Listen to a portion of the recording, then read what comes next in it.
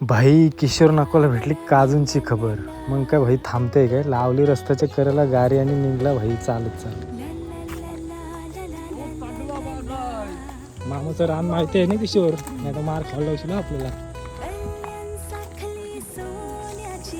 प्रत्येक सिजनेबल फ्रूटचा आनंद कसा घ्यायचा हा याच्याकडून शिकायला भेटते, कारण कुठलाच भाई फलाचा चान्स सोडत नाही. ऋतिक भाऊनी उगरली तट्टी आणि आता घुसलो आत.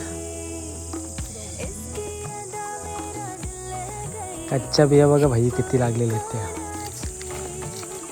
रातचं तयार झालेलं काजू आपोआप झाडावरून पडतात, नाहीतर पक्ष्यांनी खाऊन पडलेले असतात. या फलाला बोंड किंवा बोंडू बोलतात. खावाला गोड आणि जरासा तुरट लागतो. आणि भाई थोडासा जर कच्चा असला तर मग घासा बसलाच समजा, नुसता खाऊ खाऊ करत राहील. तर फायदा पण तितकंच आहेत. संत्र्यापेक्षा 5 पटीने विटॅमिन सी असते याच्यामध्ये. आपली पचनक्रिया सुधारण्यासाठी, रोगप्रतिकारशक्ती वाढवण्यासाठी याचा लय फायदा होतो.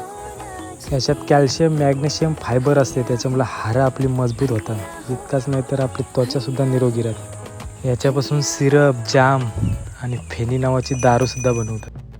आणि याच्या बिया तर सगळ्यांना माहीतच आहेत, बाजारातून विकत सगळेच घेतात आणि भाजून तर अजून भारी लागतात.